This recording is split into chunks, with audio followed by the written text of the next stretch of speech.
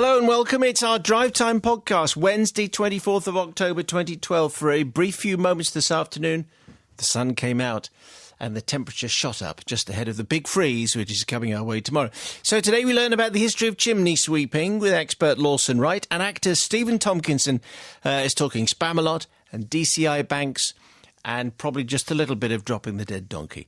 Here's the best stuff. Yesterday on the programme, a three-worder from Helen which was basically about a visit from the chimney sweep. That had been the dominating fact of her Tuesday. Some people thought, well, a job from a bygone era. But no, not at all. You have a chimney, needs cleaning. Here's Lawson Wight from the Guild of Master Chimney Sweeps. Hello, sir. Hello there, Simon. How long have you been a chimney sweep for? About 14 years now. And if you have a chimney, it still needs cleaning. So I just wonder why people think a chimney sweep is something from the 19th century, really? I guess many people have images from the last century and maybe the one before. The Dick Van Dyke image is still quite popular. If entirely inappropriate? We're not often asked to dance. No, no, which is probably quite a relief. And you don't dance and sing on the rooftops of London. So when you're all dressed up, Lawson, and because you've been a sweep for 14 years, what's the kit that you need if you want to be a chimney sweep in the present day, sir? You need to cover your body. Soot is not a nice substance to be in contact with on any sort of regular basis. So gloves, full overalls, masks, appropriate footwear, headgear if you're going to put your head inside a chimney, all these sorts of things. And the technology must have helped an awful lot over the years in making the job a lot safer and a lot cleaner. Not as much as you might imagine, because at the end of the day, it's certainly a lot cleaner, provided it's done properly, but at the end of the day, something still has to be passed through that chimney in order to clean it. And one of the best things to do that is simply just rods and brushes. Is it something you can do yourself, or would that not be encouraged? I wouldn't encourage it. Some people do sweep their own chimneys. It's not nearly as common as it used to be. However, there are many, many sorts of appliances now, so many different types of wood-burning stove and many different types of chimney. And somebody who doesn't know what they're doing may not only not fail to do the job properly, but it could cause some damage at the same time, as well as a terrible mess. The image of the old-fashioned, the 19th century, the Victorian chimney sweep, if it's not Dick Van Dyke, it's of a small kid who's been forced to go up the chimneys. But I suppose the reality is it does help if you're slim, really. Well, I'm not particularly large, but these days it really doesn't matter, and we come in all shapes and sizes. And what happens if you don't get your chimney swept, then?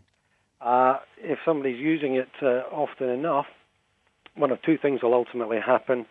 It'll either become clogged up with soot or tar and then fail to work. If you're lucky, you'll know about that. If you're unlucky, worst case scenario, there'll be a carbon monoxide poisoning incident, so poisonous fumes can enter the building, or a chimney fire, which can be very damaging. Of course, all sorts of consequences associated with a potential house fire. So Lawson, what would be your top tips for, if we wanted to sort of get ready to make your life easier? How can we look after the chimneys, ahead of getting a visit from a chimney sweep? Try to have it done outside of the season. That's to say, this is the busiest time of year for us, so a lot of us run waiting lists. If you could do it in the spring and summer, that makes it easier.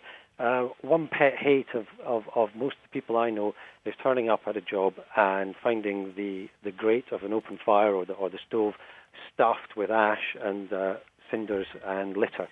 So if you could clear that out before we arrive, that would be much appreciated. And that's the way to get a happy chimney sweep. And a cup of tea, perhaps? And a cup of tea always goes down very well. A couple of sugars and a packet of biscuits. And not cheap biscuits. Just biscuits with chocolate on, and all of a sudden it feels as though you've made the extra effort. Like all British tradesmen, tea and biscuits helps a lot. Yes, exactly. How many sweeps are there at the moment, Lawson? In the UK? Yeah. We're not exactly sure. In the UK, there's no requirement for a chimney sweep to undertake any training or be registered with any organisation whatsoever. So, for example, my organisation, the Guild of Master Chimney Sweeps, and the National Association of Chimney Sweeps, the two main organisations, have between us maybe 600 registered members. All of them will have undertaken training, and things like their insurance is checked each year. But outside of that, there are many people with little or no training, working full and part-time, completely unregulated. So what should we look out for then? Because you want someone qualified cleaning your chimney, so do we need to look for a certificate or some initials? A member of either of those two organisations, Okay. either the Guild of Master Chimney Sweeps or the National Association, is the best bet for a customer to have somebody that knows what they're doing come into their house. Lawson, thank you very much indeed for giving us the lowdown on chimney sweeps. In the UK, it's Lawson Wight from the Guild of Master Chimney Sweeps.